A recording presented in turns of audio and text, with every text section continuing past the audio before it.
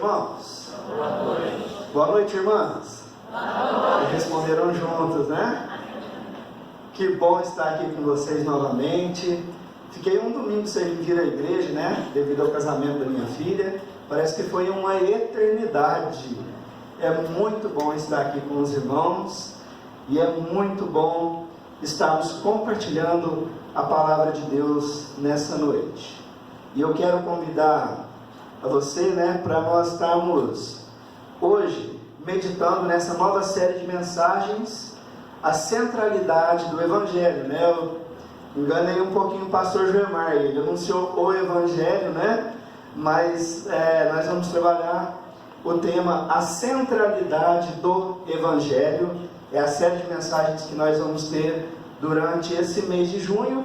E eu já quero anunciar para você que nós já estamos preparando a próxima, né? É uma série melhor que a outra e nós vamos falar no próximo mês sobre alguns temas muito importantes, tais como depressão, ansiedade, né? Coisas que todos nós estamos sujeitos e às vezes nós passamos na nossa vida. Mas esse tema é tão importante quanto o próximo, porque esse tema que nós vamos tratar hoje, ele fala sobre a centralidade do Evangelho, e nós sabemos que no centro de todas as coisas, no centro de tudo que existe, deve haver uma pessoa, e é claro que na sua cabeça já veio o nome, e essa pessoa é quem? Jesus. Jesus, ele deve ocupar o centro de todas as coisas. Jesus, ele sempre ocupou o centro de todas as coisas. Se você pegar a sua Bíblia e começar a estudar, você vai ver que todas as coisas foram criadas para Ele, para a glória de Jesus e por intermédio dele também. E o nosso Senhor já estava lá na criação. Para Jesus, todas as coisas. E nós queremos, nesta série de mensagens, despertar algumas coisas essenciais que uma igreja precisa. Algumas marcas tão importantes que a igreja precisa ter, principalmente nesse século que nós vivemos, aonde o Evangelho ele tem sido muitas vezes distorcidos por muitas igrejas, muitas vezes distorcidos por muitos cristãos.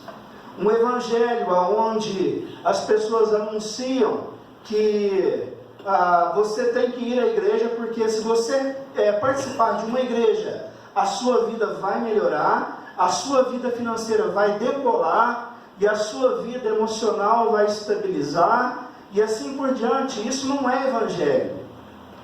É interessante que quando nós pegamos a raiz do Evangelho, Jesus ele fala totalmente o contrário. Primeiro, ele faz um alerta: no mundo tereis aflições. E ele fala: quer me seguir? Quer me seguir? Pegue a sua cruz. A cruz é um símbolo de sofrimento. Então o Evangelho, né, ele deve estar centralizado na pessoa de Cristo. E o Evangelho que nós vamos compartilhar hoje, né, essa mensagem, é o Evangelho para salvar. Eu quero convidar você para abrir a sua Bíblia em Atos, capítulo 8. Atos dos Apóstolos, capítulo 8, verso 26 ao verso de número 40.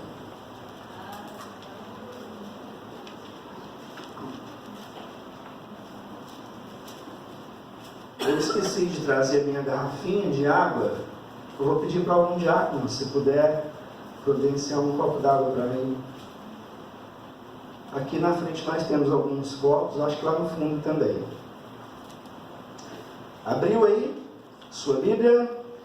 Essa história, né, não só essa, mas Atos, ele conta, é um livro histórico, ele conta a história da igreja primitiva, ele conta a história de alguns irmãos nossos que viveram ali no início da igreja, e como Deus, como o Espírito Santo do Senhor estava trabalhando no meio daquele povo, e como o Espírito Santo ainda trabalha hoje no nosso meio. E essa passagem que nós vamos ler é uma passagem muito interessante. Leia com bastante atenção o que diz a história de Filipe e o eunuco. A palavra do Senhor diz assim: um anjo do Senhor falou a Filipe dizendo: dispõe-te e vai para o lado do sul, no caminho que desce de Jerusalém a Gaza. Este se acha deserto. Ele se levantou e foi. Eis que um etíope, eunuco, alto oficial de Cândace, rainha dos etíopes, o qual era superintendente de todo o seu tesouro, que viera adorar em Jerusalém, estava de volta e, assentando no carro, vinha lendo o profeta Isaías. Então disse o Espírito a Filipe: aproxima-te desse carro e acompanha-o. Correndo Filipe, ouviu ler o profeta Isaías e perguntou: compreendes o que tens lido? Compreendes? Ele respondeu: como poderei entender se alguém não me explicar? E convidou Filipe a subir e a sentar-se junto a ele. Ora, a passagem da escritura que estava lendo era esta: foi levado como ovelha ao matadouro, e como um cordeiro mudo perante o seu tosqueador, assim ele não abriu a boca. Na sua humilhação lhe negaram justiça. Quem lhe poderá descrever a geração? Porque da terra a sua vida é tirada. Então o eunuco disse a Filipe: peço-te que me expliques a quem se refere o profeta. Ele fala de si mesmo ou de outro? Então Filipe explicou, e começou por esta passagem da Escritura, anunciando-lhe quem? A Jesus. Seguindo eles caminho fora, chegando a certo lugar onde havia água, disse o eunuco: eis aqui água, que impede que eu seja batizado? Filipe respondeu: é lícito, se creres de todo o coração. E respondendo ele, disse: creio que Jesus Cristo é o Filho de Deus. Então mandou parar o carro, ambos desceram a água, e Filipe batizou o eunuco. Quando saíram da água, o Espírito do Senhor arrebatou a Filipe, não vendo mais o eunuco, e este foi seguindo o seu caminho, cheio de júbilo. Mas Filipe veio a achar-se em Azoto, e passando além, evangelizava todas as cidades até chegar a Cesareia. Irmãos, eu podia orar e ir embora.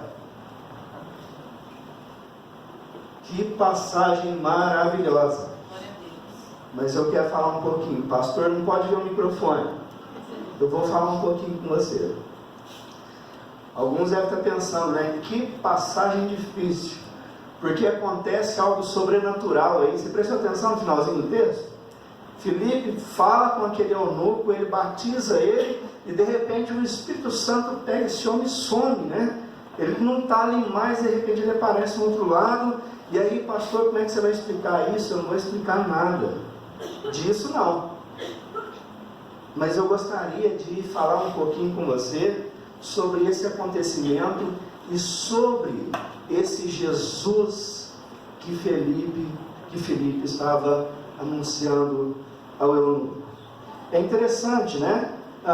Que esse evangelho que nos traz a salvação, quando a palavra do Senhor diz o seguinte, né?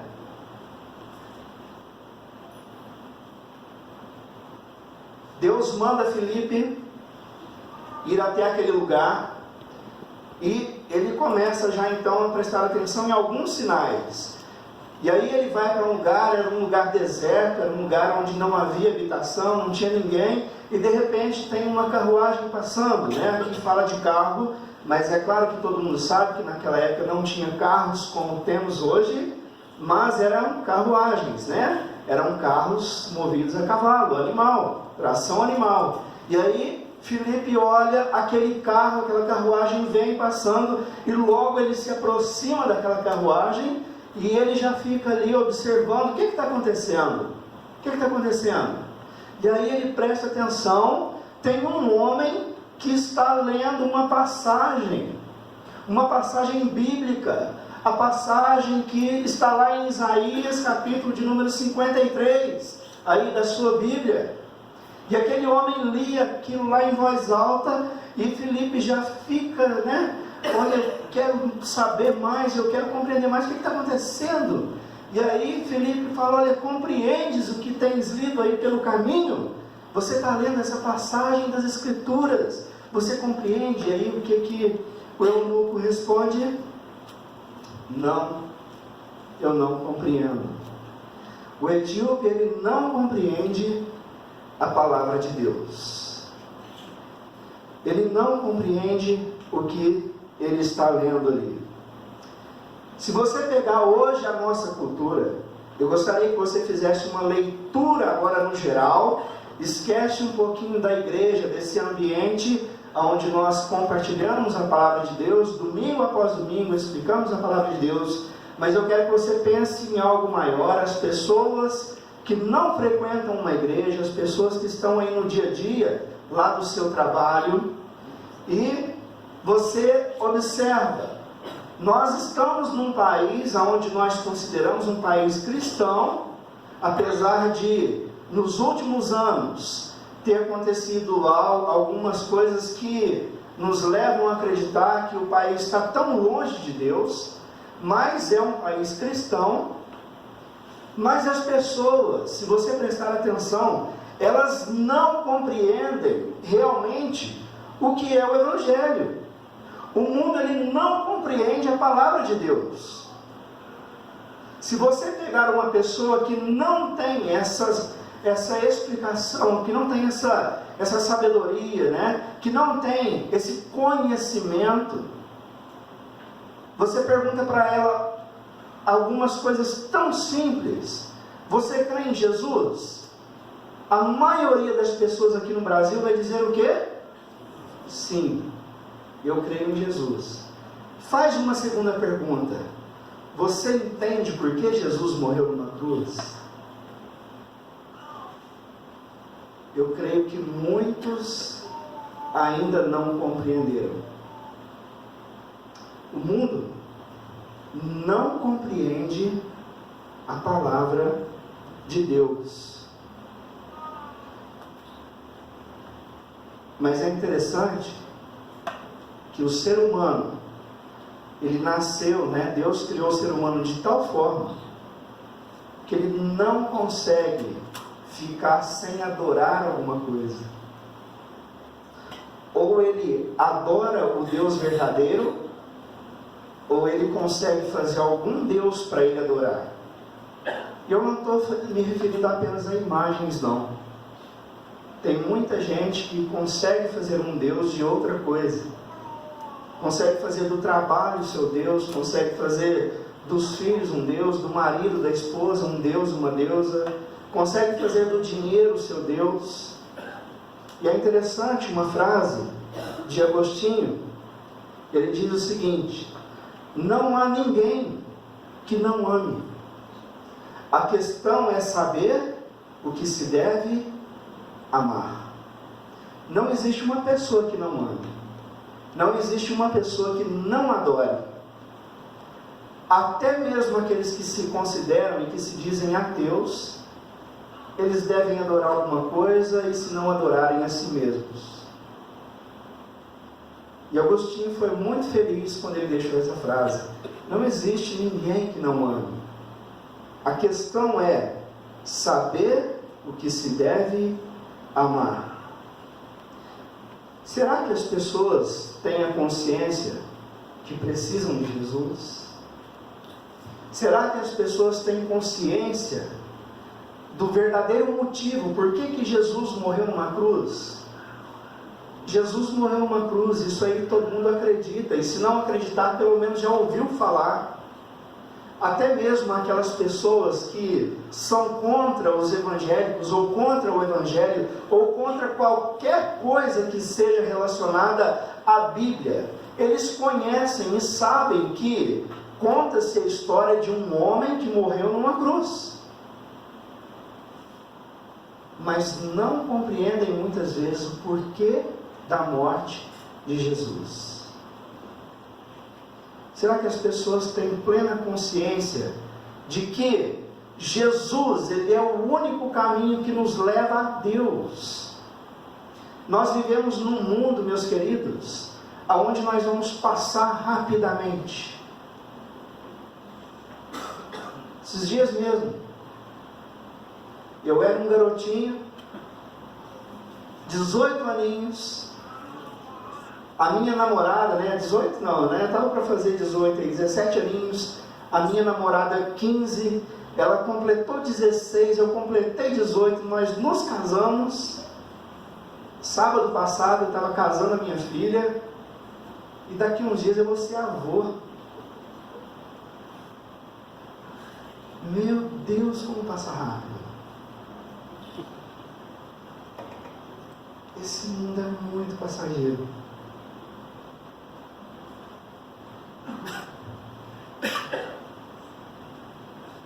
Se você olhar para o texto que nós vemos diz o seguinte: aquele etíope não compreendia o que lia. Felipe pergunta: você está compreendendo o que você está lendo? Não tem quem me explique. Eu posso te explicar. E a palavra de Deus, acompanhe aí comigo, pega aí no capítulo 8. Olha só, o versículo 34. Então o eunuco disse a Filipe: peço-te que me explique a quem se refere o profeta. Fala de si mesmo, Isaías está falando dele mesmo, ou Isaías está falando de outro profeta? Então Filipe explicou, e começando por esta passagem da Escritura, o que ele fez? Anunciou-lhes a Jesus. E como que ele anunciou a Jesus? É simples. Como que ele anunciou a Jesus? Começando por essa passagem da Escritura. Qual passagem? Essa que o eunuco estava lendo. É simples, meus queridos. Ele foi levado como ovelha muda para o matadouro, como um cordeiro mudo perante o seu tosqueador. Assim ele nem abriu a boca. Negaram-lhe a justiça. E aí o Filipe diz: olha, meu querido, ele está se referindo a Jesus. A Jesus. Como assim? Era uma profecia de Jesus. E Jesus havia morrido e ressuscitado há pouco. Ah, é aquele Jesus lá. Ele simplesmente fala de Jesus. O Evangelho ele é tão simples. Mas eu quero abrir uma aspa aqui. Eu vejo muitas pessoas dizendo o seguinte: pastor, a gente precisa evangelizar com a nossa própria vida, com o nosso testemunho. É muito bonito, mas o Evangelho ele tem que ser verbalizado. Jesus precisa ser anunciado, senão a pessoa não compreende. Só com a sua vida não dá, meu querido. E se for o contrário também não dá. Só falar de Jesus sem a sua vida também não dá. Porque aí a pessoa vai olhar, muitas vezes vai dizer: nossa, ele prega esse Jesus tão maravilhoso e vive uma vida tão torta. Mas só com a vida bonitinha também não é evangelizar. Eu vou arriscar um negócio aqui, hein? Eu vou arriscar. Tem muitas pessoas que não são cristãos e que dão o melhor testemunho do cristão. Isso não é evangelizar. Evangelizar é dizer que as pessoas estão morrendo sem Jesus. E se elas não acreditarem na morte, no sacrifício e na ressurreição de Jesus, elas não vão ter o seu lugar no céu. Conta-se uma historinha, Dizem que é verídica essa história de um pastor da Assembleia de Deus aqui de Franco. E tinha um irmãozinho na igreja que ele era danado.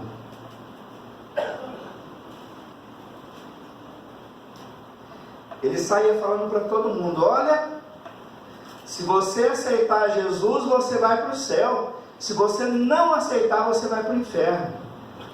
E aí chegou uma família para visitar a igreja, e o pastor falou: olha, posso fazer uma visita lá na casa de vocês? E aí aquela família disse: claro que pode, pastor. E marcou, primeira vez que eles foram numa igreja evangélica. E aí o irmão estava lá e falou: pastor, eu quero ir com o senhor. E aí ficou igual aquele filminho lá do Shrek, né? Mais alguém? Mais alguém? Ele: não, pastor, eu quero ir com o senhor. Tá, então tá bom, irmão, mas nós vamos combinar o seguinte: você não vai abrir a boca, você vai ficar quietinho, quietinho. Então tá, pastor, se já que o senhor está pedindo. Eles foram para a visita juntos e adivinha? O que aconteceu? Ele ficou quietinho o tempo todo. Na outra semana, aquela família falou: pastor, nós aceitamos Jesus.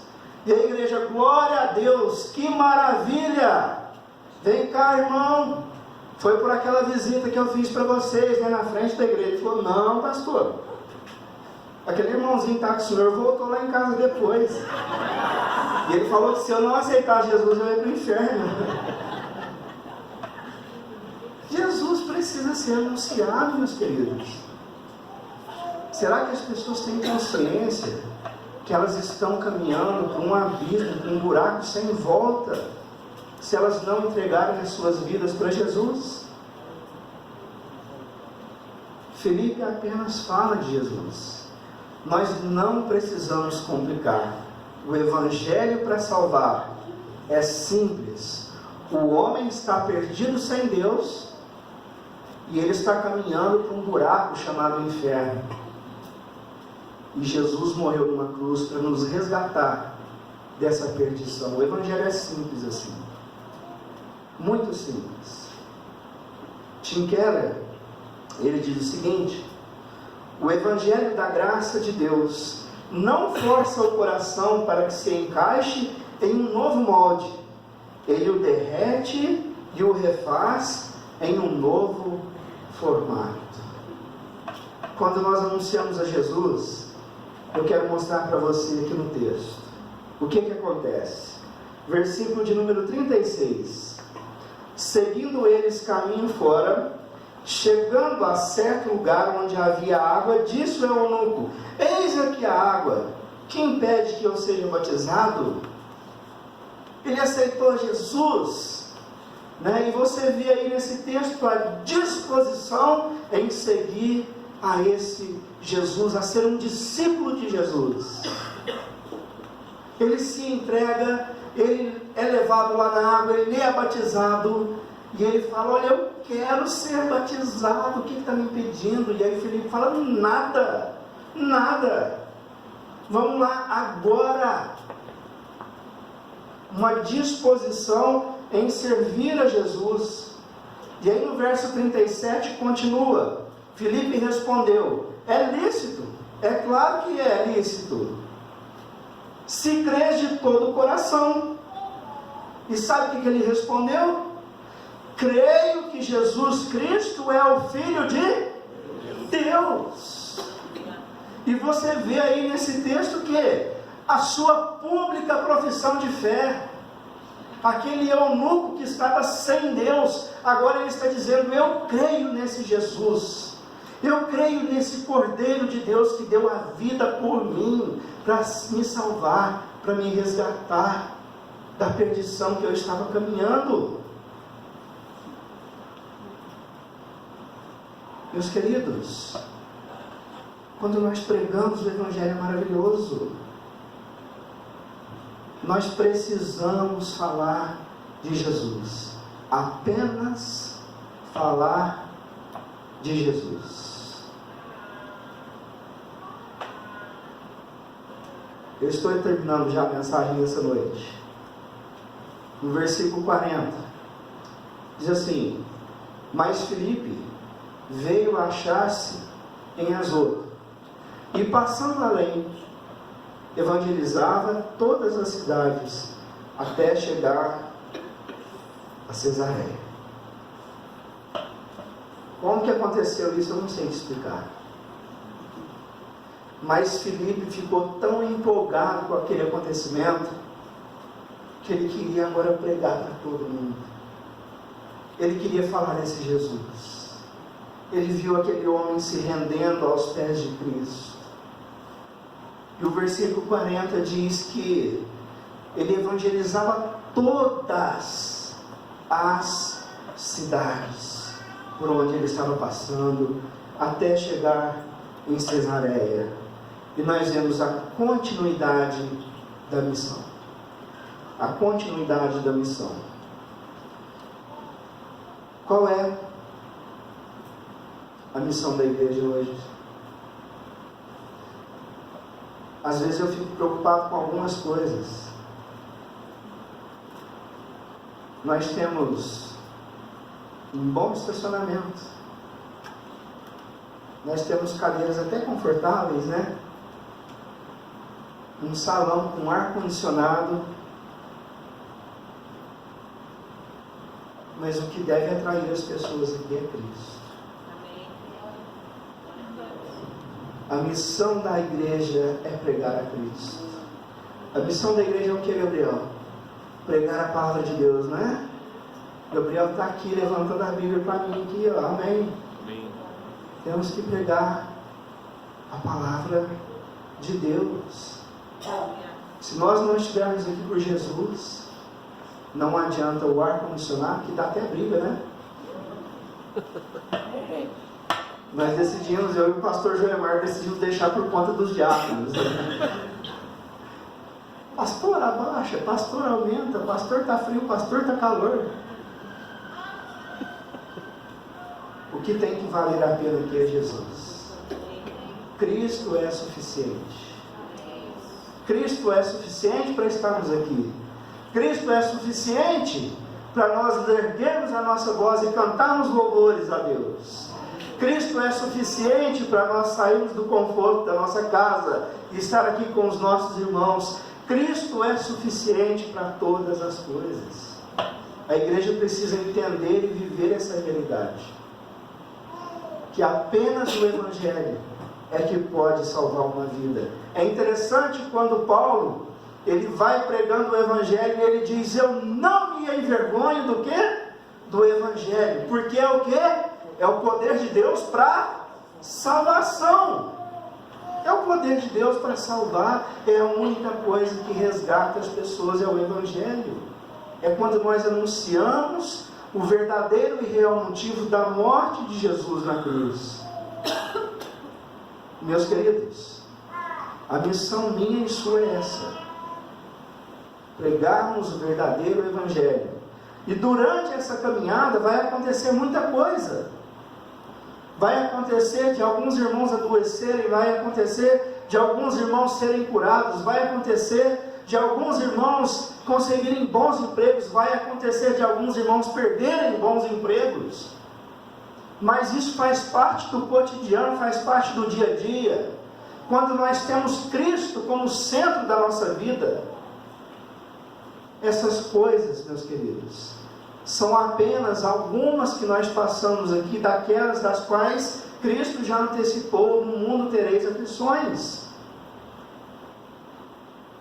Cristo é suficiente para todas as coisas. Eu queria encerrar a mensagem, uma história que eu ouvi num sermão, e sempre que eu posso, eu conto essa história, porque o Evangelho ele é maravilhoso. Pastor Ronaldo Lidório, ele estava na África, ele morou por vários anos na África, hoje ele mora no Brasil, ele é pastor e missionário da igreja presbiteriana, e hoje ele faz um trabalho lá no Amazonas, na selva, com os ribeirinhos, com os índios, mas ele passou muitos anos na África, e a cultura lá é uma cultura totalmente diferente da nossa. Ele conta, né, não só no seu livro, mas também eu ouvi ele dando esse testemunho pessoalmente, e ele conta que essa questão de macumbaria, de outras coisas, de outras seitas, é uma coisa muito forte, é muito forte. e ele diz que estava lá pregando um dia, e ele anunciou, ele e outras pessoas que já haviam convertido, que eles iriam fazer um culto ali naquele dia, e ele começou então, né, a divulgar isso ali nas aldeias.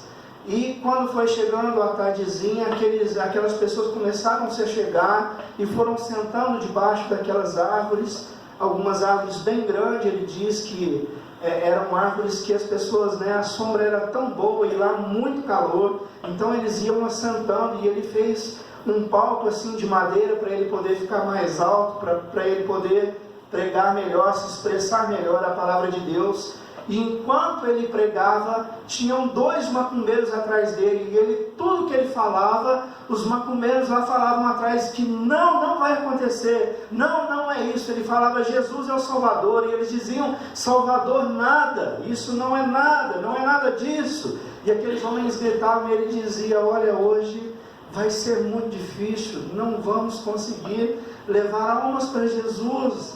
Mas ele continuou insistentemente pregando o Evangelho. E quando ele foi chegando ao final, algumas pessoas se renderam a Cristo naquela pregação. Mas havia uma mulher que morava numa aldeia um pouco distante do lugar que eles estavam fazendo o trabalho, e ela ficou sabendo que ali haveria um pastor que iria anunciar a salvação, iria anunciar a Cristo Jesus. E aquela mulher, ela tinha nascido com uma deficiência física. Ela não andava, ela tinha as pernas e os braços curtos, ela não andava, ela só rastejava no chão. E aquela mulher começou a pedir para as pessoas da aldeia para levarem ela até esse local onde o pastor estaria pregando. E aquelas pessoas zombavam dela e diziam, vai com as tuas próprias pernas, se vira, anda.